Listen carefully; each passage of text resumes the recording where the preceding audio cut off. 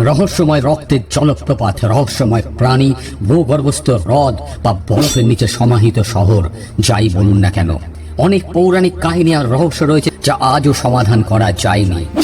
কেবলমাত্র একটি মহাদেশই রয়েছে, আজ্ঞে হ্যাঁ, কেবলমাত্র একটি মহাদেশই রয়েছে যেখানে কোনো মানুষ বাস করে না, কারণ এখানকার তাপমাত্রা -90°C পর্যন্ত নেমে যায়। এর পাশাপাশি প্রতি ঘন্টায় 300 কিলোমিটার গতিতে তুষার ঝড় হয়। অবাক লাগছে শুনতে। কোন মহাদেশ? যদি জানতে চান তাহলে রিকোয়েস্ট করব ফ্যাক্টোলজি চ্যানেলটা সাবস্ক্রাইব করে, লাইক করে, বেল আইকনটা প্রেস করে এই ভিডিওটা শেষ অবধি দেখার জন্য, তাহলেই জানতে পারবেন আমি কোন মহাদেশের কথা বলছি। অ্যান্টার্কটিকা।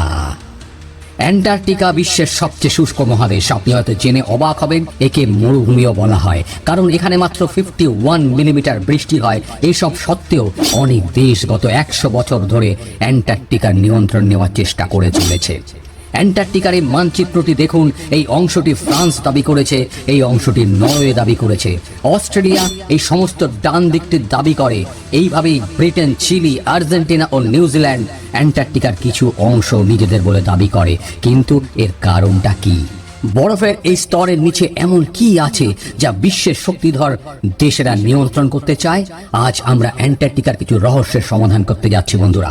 আর একই সাথে আমরা আবিষ্কার করব যে অ্যান্টার্কটিকা আসলে কে আবিষ্কার করেছিলেন। আর শেষ পর্যন্ত আমরা আরও দেখব এই বরফের নিচে কি কি রহস্য লুকিয়ে আছে যা বিশ্বের মহান শক্তিধর দেশগুলো জানে, আর হয়তো সেই কারণেই তারা অ্যান্টার্কটিকাকে নিয়ন্ত্রণ করতে চাইছে।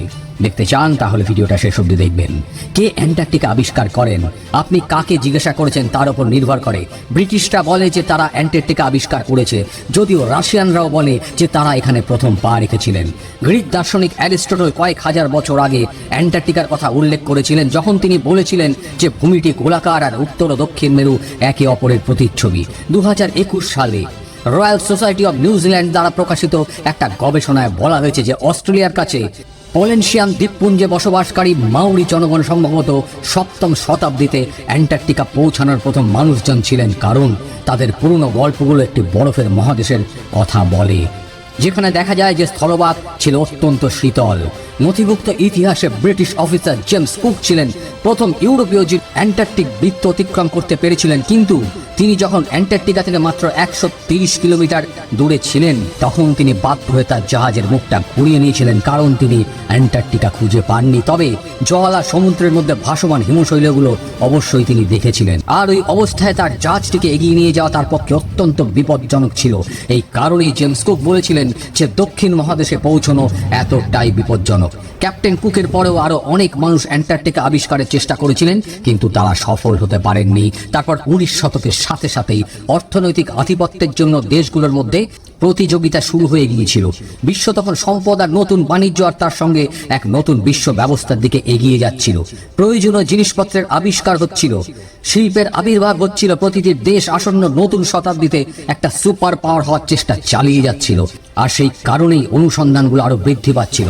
তাই 1819 সালে রাশিয়ান সাম্রাজ্য, রাশিয়ান এক্সপ্লোরার ফ্যাবিয়ান ভন বেলিং হাউসেনকে এই কাজটি দেওয়া হয়েছিল যে তিনি সমগ্র বিশ্ব জুড়ে ভ্রমণ করে এমন একটি নতুন দেশ ও মহাদেশ আবিষ্কার করবেন। 1820 সালে ফ্যাবিয়ান ক্যাপ্টেন কুকের ভবিষ্যৎবাণীকে ভুল প্রমাণ করেন, আর তিনি দক্ষিণ মহাসাগরে অ্যান্টার্কটিকাকে খুব কাছ থেকে দেখেন। তিনি অ্যান্টার্কটিকার উপরে পা রাখেননি বটে, তবে তাকে আধুনিক ইতিহাসের প্রথম মানুষ বলা হয় যিনি অ্যান্টার্কটিকা দেখেছিলেন। British explorer Robert falcon Scott 1911 সালে তার দল নিয়ে অ্যান্টার্কটিকায় অবতরণ করেন, আর প্রায় 400 মাইল পথ ভেতরে পাড়ি দেন। কিন্তু তারপর খারাপ আবহাওয়া আর ক্ষুধার কারণে তারা ফিরে আসতে বাধ্য হন। কিন্তু ফেরার পথে যাত্রা ছিল অত্যন্ত ভয়ঙ্কর। স্কট ও তার দলবল তীব্র শীত আর তুষার ঝড়ের কবলে পড়েন, আর প্রত্যেকেই মারা যান। প্রথম বিশ্বযুদ্ধের পর অনেক দেশ তার দল পাঠিয়েছিলেন, এই মহাদেশকে নিজের বলে দাবি করার চেষ্টাও করেছিলেন।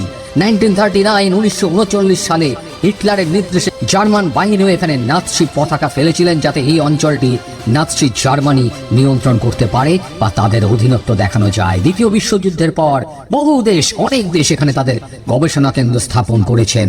তারপর অ্যান্টার্কটিকা সম্পর্কে রহস্যময় আবিষ্কার শুরু হয়েছিল। প্রথম এবং সবচেয়ে বড় রহস্যময় আবিষ্কারটি হলো, একসময় অ্যান্টার্কটিকা জুড়ে বরফ ছিল না, তবে ছিল ঘন বন। ইম্পেরিয়াল কলেজ অফ লন্ডনের বিজ্ঞানীদের মতে তারা এখানে জীবাশ্মের কাঠ পেয়েছিলেন, যা দেখায় যে প্রায় 90 মিলিয়ন বছর আগে অ্যান্টার্কটিকা ছিল একটা উষ্ণ মহাদেশ, যেখানে ঘন বন ছিল। এগুলো ছাড়াও তারা কিছু পোকা মাকড়ের জীবাশ্ম পেয়েছিলেন, যারা কেবল গরম অঞ্চলেই থাকতে পারেন। অ্যান্টার্কটিকা সম্পর্কে দ্বিতীয় বড় রহস্যময় আবিষ্কারটি ছিল এই যে 3 কিলোমিটার বরফের নিচে 400টি হ্রদ রয়েছে, যার নিজস্ব বাস্তুতন্ত্রও রয়েছে। এখানে সামুদ্রিক প্রাণী রয়েছে যা বিশ্বের কোথাও পাওয়া যায় না, যেমন এই বিশালাকার মাকড়সা আর স্বচ্ছ জেলিফিশ। বরফের নিচে একটা ভিন্ন জগৎ।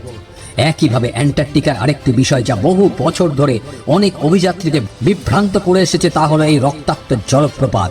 ম্যাকমুর্ডো উপত্যকা এই জলপ্রপাতটি তুষার থেকে বেরিয়ে আসা রক্তের মতো। তবে সম্প্রতি বিজ্ঞানীরা এই আবিষ্কারটি করেছেন যে জলপ্রপাতটি এত উজ্জ্বল হওয়ার কারণ হলো এটা একটি অত্যন্ত নোনতা হ্রদ থেকে এর জল প্রবাহিত হচ্ছে, যা বর্তমানে কয়েকশো ফুট বরফের নিচে রয়েছে আর এই বায়ুমণ্ডল থেকে সম্পূর্ণ বিচ্ছিন্ন হয়ে পড়েছে।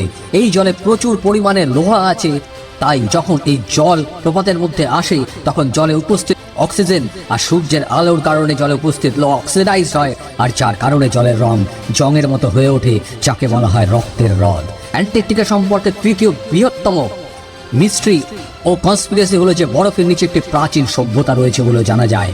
অনেকে দাবি করেন যে এখানে এলিয়ান স্পেসশিপগুলো দেখা গেছে।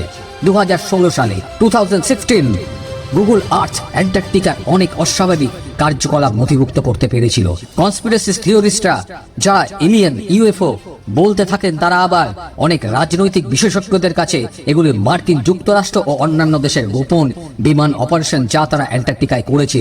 আর এখানেই এটি আসে অ্যান্টার্কটিকার লুকোনো সেই পলিটিক্যাল ফ্রন্ট বা রাজনৈতিক প্রেক্ষাপট যা খুব মানুষই জানেন, যেখানে বাকি বিশ্ব দ্বিতীয় পলিটিক্যাল ইস্যুতে ব্যস্ত হয়ে আছে। আর ঠিক ওই অবস্থাতে মার্কিন যুক্তরাষ্ট্র, চীন এবং সোভিয়েত অ্যাগ্রেসিভলি অ্যান্টার্কটিকায় অভিযান চালিয়ে যাচ্ছে। প্রকৃতপক্ষে চীন সেখানে একাধিক গবেষণা কেন্দ্র স্থাপন করেছেন। 1969 সালে অ্যান্টার্কটিকা চুক্তি অনুসারে যে কোনো দেশ অ্যান্টার্কটিকায় বৈজ্ঞানিক তদন্ত পরিচালনা করতে পারেন। কেবল এই গবেষণাগুলোর ফলাফল সমস্ত দেশের সঙ্গে ভাগ করে নিতে হবে। আদৌ অর্ধেক দেশ করেন কিনা সেটা নিয়েও রহস্য আছে। 1992 সালে মার্কিন ভূতাত্ত্বিক বিভাগের একটি সমীক্ষায় প্রকাশিত হয়েছিল যে অ্যান্টার্কটিকায় 500 মিলিয়ন ব্যারেল প্রাকৃতিক গ্যাস আর তেল মজুত রয়েছে। তবে চীন ও অন্যান্য দেশগুলো এই তেল ও গ্যাসের জন্য অ্যান্টার্কটিকার প্রতি একদমই আগ্রহী নয়। কিন্তু রিসেন্টলি এখানে ডিসপ্রোসিয়ামের মতো বিরল মৃত্তিকা খনিজগুলো মজুদ রয়েছে তা আবিষ্কার করা গেছে। এগুলো এমন একটি খনিজ যা সমস্ত বৈদ্যুতিক যন্ত্রে ব্যবহার করা হয়। আর যেহেতু বিশ্বের ফোকাস এখন তেল ও গ্যাস থেকে সরে গিয়ে ইলেকট্রনিক ডিভাইসগুলোকে শক্তি সরবরাহকারী শক্তি সম্পদের দিকে সরে যাচ্ছে, তাই এই খনিজগুলোর চাহিদা তেল ও গ্যাসের থেকে অনেক অনেক বেশি। কাজে বুঝতে পারছেন এই দেশগুলো কেন সেইখানে প্রতি মুহূর্তে তাদের আধিপত্য স্থাপন করার চেষ্টা চালিয়ে যাচ্ছে। বৈদ্যুতিন গাড়ি ও আয়ন ব্যাটারি এখন ভবিষ্যৎকে নিয়ন্ত্রণ করার এই দৌড় এই সুপার পাওয়ারদের অ্যান্টার্কটিকার বরফ ও ঝড়ের কাছে নিয়ে এসেছে। অ্যান্টার্কটিকার শেষ রহস্যময় আবিষ্কার একটি দক্ষিণ মহাসাগর। বিশ্বের বিপজ্জনক সমুদ্রের দক্ষিণ মহাসাগরের নাম আমাদের বিশ্বের জলবায়ু আর জল সরবরাহ এই দক্ষিণ মহাসাগর থেকে নিয়ন্ত্রণ হয়ে আসে, কারণ এটা আটলান্টিক ও প্যাসিফিক মহাসাগরের সঙ্গে মিলিত হয়। বিজ্ঞানীরা বলেন যে দক্ষিণ মহাসাগরের বিশ্বের কার্বন নিঃসরণের 15% 15% শোষণ করে। আর বিশ্ব উষ্ণায়নের সাথে সাথে এই মহাসাগরের গুরুত্ব আরো বাড়ছে, কারণ এখানে জমে থাকা বরফ বা ফ্রোজেন আইস গলে যাচ্ছে। আর বরফ গলে যাওয়ার সঙ্গে সঙ্গে এখানে অনেক অনাবিষ্কৃত রহস্য বেরিয়ে আসছে আস্তে আস্তে। যে সমুদ্রগুলোতে মানুষ কখনো যাওয়ার কথা কল্পনা করতে পারেনি, সেগুলো খুব খুব তাড়াতাড়ি গুরুত্বপূর্ণ বাণিজ্য পথে পরিণত হতে চলেছে।